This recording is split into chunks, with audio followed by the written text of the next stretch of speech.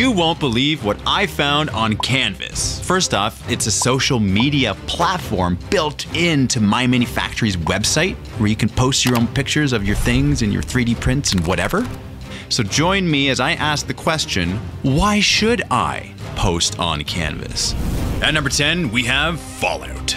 First thought that came in my mind was, all right, this is MyMiniFactory. They have basically 250,000 STLs available and for you to dive into the Scrooge McDuck plastic everywhere. So is there Fallout? Because I want to watch this show right now. And sure enough, there is Fallout on Canvas. But what exactly do we find? Well, let's take a look. This looks like a bust. And sure enough, it is a bust. This is bringing back good memories when I was playing the game.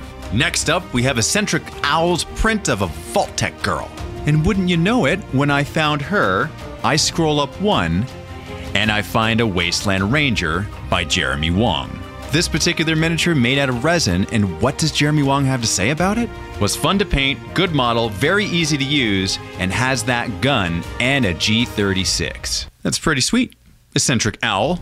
That brings us to number 9, which is Marvel. And why are we mentioning Marvel? Well, because Marvel is ubiquitous. Marvel's everywhere. Why do I care about Marvel? Well, because I want to see the Deadpool Wolverine movie, obviously. And what do I find here? I find a bust of Deadpool. J.J. Washock's print of Deadpool bust Classic Edition. When I see stuff like this, I just think it's cool. If I went to a buddy's house and I saw that on the shelf painted like that, I would look at it. I'd want to pick it up. I'd want to play catch with it back and forth with him. That's just how my mind works. Here's a pretty cool Iron Man I found. Iron Man Mark 43. And this is by Alessio Donatiello. Superhero landing pose with lights. In all caps says minimal supports. Now for those of us who do 3D printing, you know exactly what this means. For those of us who don't, it means nothing. It doesn't actually, we don't know what it means, minimal supports. Now what better timing for us to actually jump into a phone call right now with the man himself as we're filming Hobby Hunter. How perfect is that? How you doing? I'm good. Number 8, you know there's going to be skulls because Corn's going to demand blood. And what do we find when we put in skulls on canvas? We get a little bit of dice towers. Namely, this Demon Spirits dice tower by Daniel DiPietro.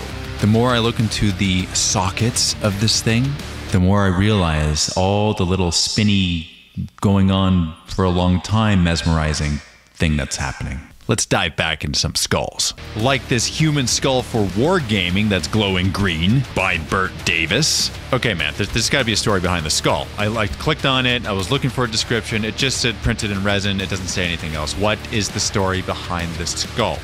Is it like a twin to the crystal skull in Indiana Jones style? Is it one of these things that's actually made of crystal and it's worth a lot of money and you're hiding it in plain sight on MyMiniFactory?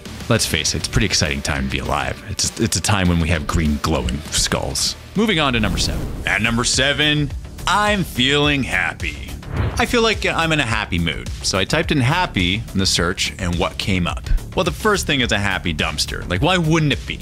Eric Oliver, thank you very much for making this happy dumpster because you've just put things that you're happy to put in there and the green color make it really pop. So now, does it come with those little things that you put at the front there with the eyes and the googlies or is that part of the 3D print? I don't know. Perhaps I'm gonna have to look a little closer. Cute model, I added an insert to one side for a pen and business card holder. It is perfect for a really cute pen holder for your desk. Okay, simple done. The Wand of Smiles.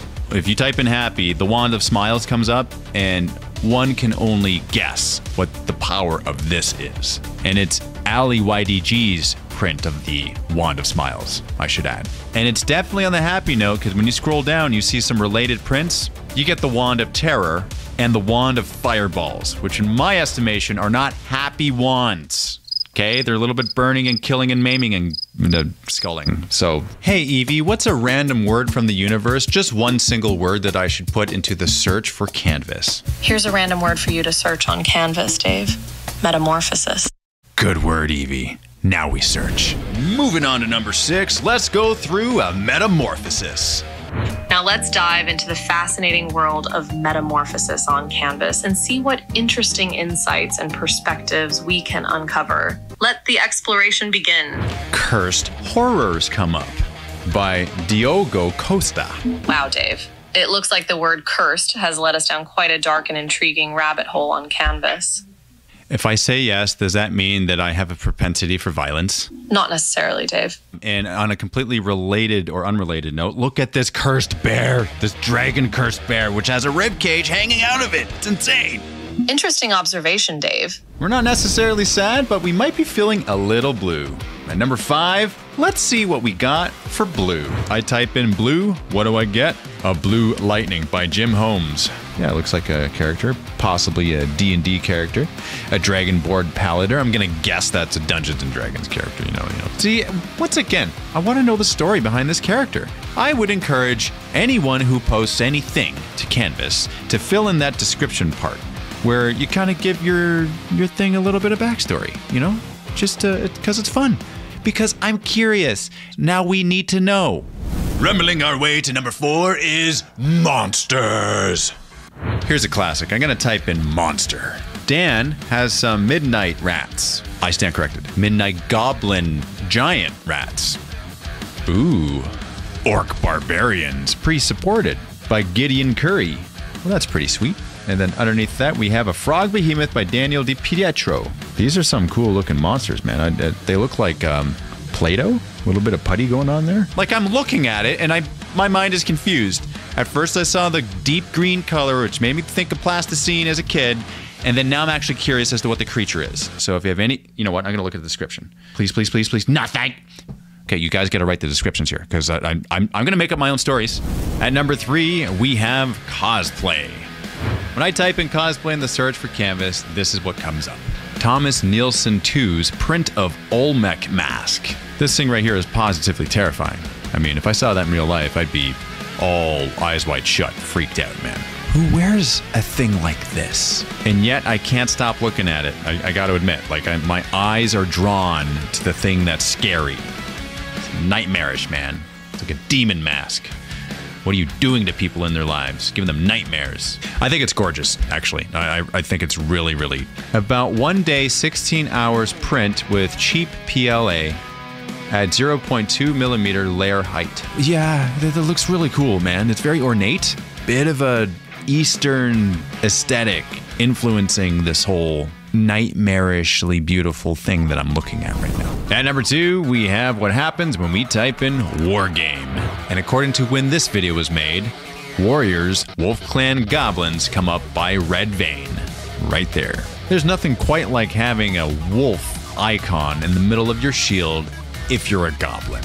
And I think I'd be remiss here to not mention Maxihemian's print of Chunky Bara, which is this truck right here. See, I think of orcs when I see this thing. That's just what I think of. And I really like the massive horns and teeth on it.